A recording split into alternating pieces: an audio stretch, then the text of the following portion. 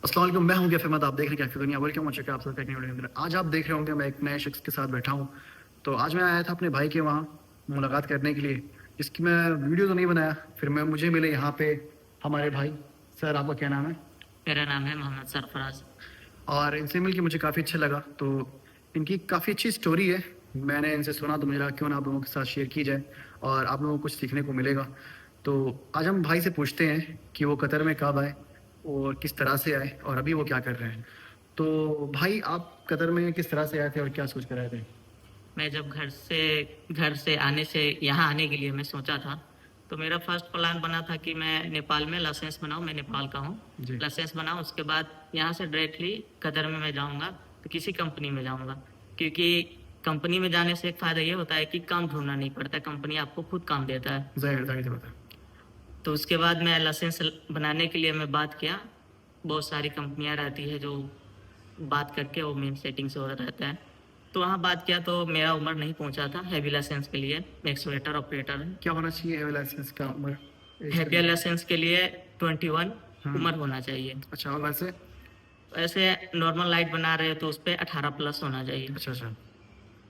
तो फिर मैं बात किया तो नहीं बना, तो फिर बात किया यहाँ आदमी सबसे, तो बोले कि ठीक है, अब आज़ाद वीज़ा में आ जाओ, यहाँ आपको काम मिल जाएगा। लेकिन आपको मैं बता दूं, ये आज़ाद वीज़ा टाइप का कोई वीज़ा होता नहीं है। एक तरह से फ्रॉड होता है। लेकिन बहुत सारे लोग फ्रीलांस वीज़ा बता के इस पे आते हैं। इसमें होता ये है कि आप आपके वीज़े पे लिखा रहे, कोई काम लिखा, मान लो ड्राइवर लिखा है, आप उस काम में आओगे, एयरपोर्ट से उतरते ही आप आज़ाद हो जाओगे। मतलब किसी कफील के पास जाने की ज़रूरत नहीं है। उसमें 3 महीने की वैलिडेशन होती है, ठीक है? अगर 3 महीने के अंदर आपने आईडी लगा दी तो वीज़ा आपका 1 से 2 साल का हो जाता है। लेकिन अगर आईडी नहीं लगती है तो 3 महीने के अंदर अगर आप आईडी नहीं लगाओगे तो आपको दोबारा घर जाना पड़ेगा। मतलब समझ लो एक तरीके से वो आज़ाद नाम होता है। आईडी लगेगी तो वीज़ा बढ़ जाएगा, आपको घर जाना नहीं पड़ेगा। आईडी नहीं लगेगी तो आपको घर जाना पड़ता है। यही होता है हाँ, आज़ाद 3 वीज़ा, महीने ठीक है? से पहले आईडी लगाना पड़ता है। हाँ, अब आप ये बताएंगे जो आप लाइसेंस की बात कर रहे थे, तो इसका लाइसेंस कितने का बनता है? मैं एक्सवेटर ऑपरेटर हूँ, तो यहाँ टोटल फीस है उसका 3600 रियाल फीस है उसका। अच्छा। और उसका एक एप्लीकेशन लेना पड़ता है लाइसेंस का यहाँ कतर में। तो वो 300 रुपया, मतलब का 36 और 339 रुपया हो जाते हैं टोटल लाइसेंस अप्लाई करने के लिए एक्सवेटर ऑपरेटर का। तो जब मैं कतर में आया तो फीफा से पहले आया, तो वहाँ पे मैं फीफा से पहले काम किया। मैं सोचा कि काम करूँगा, पहले पैसे इकट्ठा कर लूँगा फिर लाइसेंस बनाऊँगा। तो मैं फीफा तक काम किया, पैसे इकट्ठा किया। तो उस टाइम तक मुझे ज़्यादा नहीं हुआ था। जब घर से मैं आया था तो मेरे पास कर्जे हो गए थे। अच्छा। तो मेरे पास कुछ पैसे हुए तो मैं कर्जे वाले का मैं घर भेज के कर्जे दे दिए। तो उसके बाद काम किया तो फीफा आ गया। तो फीफा के टाइम काम सब बंद होने लगा और काम जो भी मिल रहा था तो उसमें सबका हो नहीं पा रहा था। तो हम लोग काम किए फीफा के टाइम, तो एक जगह काम भी लगा। तो वहाँ काम किए 20 दिन या 15 दिन। वो पैसा मिला नहीं, वो जो कॉन्ट्रेक्टर था उसका वो मार लिया, दिया नहीं। तो उसके बाद फीफा के बाद हम लोग बैठे रहे, काम नहीं मिला। तो फिर आगे चल के रमज़ान आया। तो रमज़ान आया तो रमज़ान में हम लोग 18-25 दिन काम किए। तो वहाँ से कुछ पैसे मिले, तो खाने उने के पैसे मिल गए। मतलब का किसी से कर्जा नहीं लेना पड़ा कतर में। जी जी। और आज़ाद वीज़ा में रह रहे तो आपको हर महीने 600 रुपया चाहिए, 300 रुपया खाने का और 300 रुपया रूम भरने के लिए। और उसके बाद मेरे पास कुछ पैसे थे तो मैं लाइसेंस बनाने के लिए कोशिश किया यहाँ। तो सब स्कूल में जितने दोहा है सब स्कूल में मैं गया। तो 3900 रुपया लगा। तो मेरे पास उस टाइम पता करके मैं थोड़ा दिन रुका। उसके बाद सोचा कि मैं लाइसेंस अप्लाई करूँ, तो मेरा आईडी एक्सपायर होने का टाइम हो गया। तो वहाँ तक मेरे पास पैसे नहीं था मैं आईडी लगाऊं कि लाइसेंस अप्लाई किया करूं। तो मैं आईडी लगाया, तो उसके बाद मेरे पास पैसे नहीं था। तो मैं कुछ दिन बैठा, बहुत दिन बैठा। तो उसके बाद मेरा एक भाई रहता है यहाँ, उस भाई को मैं बोला कि मेरे पास तो काम नहीं है, आप अपने कंपनी में मुझे काम लगवा दो। तो वो बात किया। तो फिर एक दिन मुझे बुलाए, फ़ोटो वोटो लिया, बुलाकर वो बोला कि ठीक है आज से ही ड्यूटी पे लग जाओ। तो उसी दिन से मैं ड्यूटी पे लग गया। तो अल्हम्दुलिल्लाह से आपको जॉब मिल गई। आप उसी काम में लग रहे हैं। क्या अभी काम सही चल रहा है? अभी काम सही में चल रहा है और टाइम टू टाइम सैलरी मिल रहा है। ड्यूटी है 9 घंटे का। और क्या बता सकते हैं कि स्टार्टिंग में आपको सैलरी क्या मिली थी? स्टार्टिंग में मुझे सैलरी मिल रही थी 1600 मिला था मुझे। अच्छा, अभी क्या है? कुछ बढ़ी है कि नहीं बढ़ी है? अभी मतलब का ये 1 साल 3-4 महीने हो गए, अभी सैलरी नहीं बढ़ी है। अच्छा। अभी इस कंपनी में एक रूल है कि जब 2 साल हो जाएंगे घर जाएंगे, घर से छुट्टी पे आएंगे, छुट्टी करके तो उसके बाद आपको 100 रुपया बढ़ा दिया जाएगा। 100 रियाल बढ़ जाती है। हाँ, 100 रियाल बढ़ जाती है, कंपनी के ये रूल है। अब मेन सवाल जो लोगों का रहता है कि अगर वो आज़ाद वीज़े पे आए, आज़ाद टाइप की मैं तो कहता हूँ मत आए, क्योंकि ये वीज़ा फ्रॉड होता है। अगर गवर्नमेंट पता चलेगा, ठीक है, आपके साथ मसला हो सकता है। लेकिन लोग तब भी मतलब बिना डर खौफ के इस वीज़े पे आते हैं, और बहुत सारे लोग आके फंस जाते हैं। वो सोचते हैं भाई हम कुछ पैसे रख लेते हैं पास में और चलेंगे वहाँ पे, रूम थोड़ा सा 1 महीना स्टे करेंगे, उसके बाद हमको जॉब मिल जाएगी और हम बड़े आसानी से मज़े करेंगे। लेकिन होता ये है कि जब वो यहाँ पे आते हैं ना, उनको लगता ये है कि यहाँ पे जॉब भरी पड़ी है। ऐसा है नहीं, लोग हद से ज़्यादा हैं। तो क्या होता है कि पैसा खर्च हो जा ख़त्म हो जाता है, ना खाने का होता है, ना रूम रेंट देने का होता है, और नौकरी भी नहीं मिलती है, तो थक हार के उनको वापस जाना पड़ता है।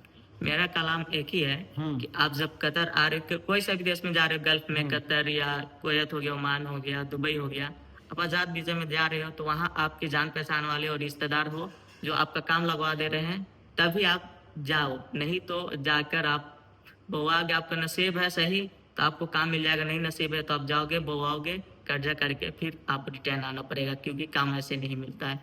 क्योंकि कंपनी में जो आदमी सब रहते हैं तो वहाँ वैकेंसी भी खुलती है, तो खुद जिसमें जितना वर्कर रहते हैं वो खुद अपना आदमी हायरिंग कर लेते हैं, बाहर वो कंपनी वैकेंसी नहीं देते हैं। और अभी सीन ज़्यादा ही यहाँ पे ये है कि जो इस टाइप फ्रीलांस वाले वीज़े पे जो कतर में लोग मौजूद हैं, हो ये रहा है कि कंपनियों को यहीं पे लोग मिल जा रहे हैं, इसलिए हमारे इंडिया वगैरह में जो एजेंसीज बैठी हुई हैं उनको भी वीज़े सही से नहीं मिल पा रहे हैं। होता ये है कि यहाँ पे लोग क्या जो फ्रीलांस पे हैं, उनको बस जॉब चाहिए होती है, तो वो कम से कम रुपए में भी लग जाते हैं। मान लो अगर कोई पहले वो देते थे 2000, तो अब उनको 1400 रुपये में बंदे मिल जा रहे हैं, ठीक है। और प्लस उनको कुछ करना भी, आईडी वगैरह चेंज भी नहीं करनी पड़ती है, उनको बस किसी चीज़ से मतलब नहीं होता, यही कहीं बंदे मिल जाएंगे, उनका पूरा पैसा बच जाता है जी कंपनियों हाँ, का। जी। तो ये होता है। तो इस वीडियो से हमें ये पता चला है कि अगर आप आज़ाद टाइप की वीज़े पे आ रहे हैं तो भाई बहुत सोच समझ कर आएँ, ये तो गलत है। और अगर आपके पास कुछ पैसा है, अगर आप इतना पैसा लेके आएँ कि 6 महीना आप स्टे कर लें, क्योंकि जॉब मिलना आसान नहीं है। वर्ल्ड कप से पहले की सीन अलग थी, उस टाइम कतर क्या था कि लोगों के ज़हन में था कि हाँ वर्ल्ड कप आ रहा है, चीज़ें बदलेंगी, लेकिन ऐसा बिल्कुल भी नहीं हुआ है। और आप और लोगों की वीडियोज़ में भी आप ये सुने होंगे कि हालात जो हैं वो थोड़े से मुख्तलिफ हुए हैं। लोग बहुत ज़्यादा हो गए हैं, हद से ज़्यादा हो गए हैं, काम उस लिहाज से नहीं होता जितना होना चाहिए था। तो क्या कुछ कहना चाहेंगे आप? मैं ये कहना चाहता हूँ, अब जो जितने आदमी होंगे कतर के होंगे, सोच रहे होंगे कि हाँ अब काम खुलेगा, अब काम खुलेगा, तो ऐसे ही बात होते रहते हैं, मार्केट खुलता नहीं है काम, ठीक है। ऐसे बस अफवाह लोग की क्या है, कुछ भी कहते रहते हैं, तो काम खुलता नहीं है। मार्केट अब कोई काम नहीं है, बस आपकी जान पहचान वाले हैं तो उससे आप काम लगवा सकते, नहीं तो आप ऐसे दौड़ोगे, कितना भी सीवी बनवा लो, हर कंपनी में आप सीवी दे दोगे, आखिर आपका कहीं नहीं, सीवी आप काउंटर पे जमा कर दोगे, आखिर वो मैनेजर के पास नहीं जाएगा, काउंटर पर से वो सिक्योरिटी रहता है, सिक्योरिटी लेता है, सिक्योरिटी वो सीधा कचरे के डब्बा में। हमने पूरा दोहा में सीवी इतना जमा किया है ना, आखिर कहीं से भी एक मरतबा भी नहीं मैसेज, नहीं मेल, नहीं फोन आया है। तो अगर आप लोगों को काम खोजना है तो आप एक काम जो मैं हमेशा बताता हूँ वही कर सकते हो। अगर आपके आसपास देखो ऐसी कौन सी कंपनी है, ठीक है, जो जेन्युइन है, जिसके थ्रू लोग बाहर आए हों और काम पे लग गए हों, ये आपको पता करना होगा। दूसरा तरीका ये है कि अगर आप कोई फैमिली मेम्बर बाहर रह रहा है, ठीक है, उससे आप बात करो, उससे बोलो कि भाई मेरी हाथ पैर जोड़ो कि भाई नौकरी लगवा दो मेरी, ठीक है, तो वो आपकी काफ़ी हेल्प कर सकता है। तीसरा तरीका है कि जो ऑनलाइन वेबसाइट्स हैं जैसे कि मज़ाद का तो हो गया, बाइट.com हो गया, इंडीड हो गया, इन सब वेबसाइट्स पे जाके आप जॉब सर्च कर सकते हो और आपको मिलती भी है। लेकिन करना ये है कि कम से कम 2-3 महीने इस वेबसाइटों पे देना है। ये नहीं कि आप 1 हफ्ता गए और आपने सीवी डाली, उसके बाद बोलो कि भाई आप झूठ बोल रहे थे, नौकरी नहीं मिल रही है।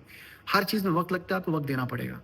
तो बस यही जो जेन्युइन तरीका था वो यही 3 तरीका था। एक है ऑनलाइन वेबसाइट, दूसरा है आपकी जो आस-पास एजेंसियाँ होंगी उससे, तीसरा है आपके रिश्तेदार। इसके अलावा और कोई तरीका नहीं है। आज़ाद टाइप के वीज़े पे आओगे तो इतना याद रखो कि बड़ी मुश्किल होगी, क्योंकि यहाँ पे ऑलरेडी लोग हद से ज़्यादा मौजूद हैं, इस टाइप के वीज़ों पे जो टहल रहे हैं। तो कॉम्पिटिशन हद से ज़्यादा है, आपको सोच समझ कर आना है। अगर आपके पास पैसा है तो आप टहलने की निस्बत से आ सकते हो, मिल गई ठीक है, नहीं मिली तो कोई बात नहीं। तो फिर ये थी छोटी सी वीडियो, उम्मीद करता हूँ आपको अच्छी लगी भी, चलो लाइक सब्सक्राइब ज़रूर करें। मिलते हैं किसी वीडियो में, अस्सलाम वालेकुम। अस्सलाम।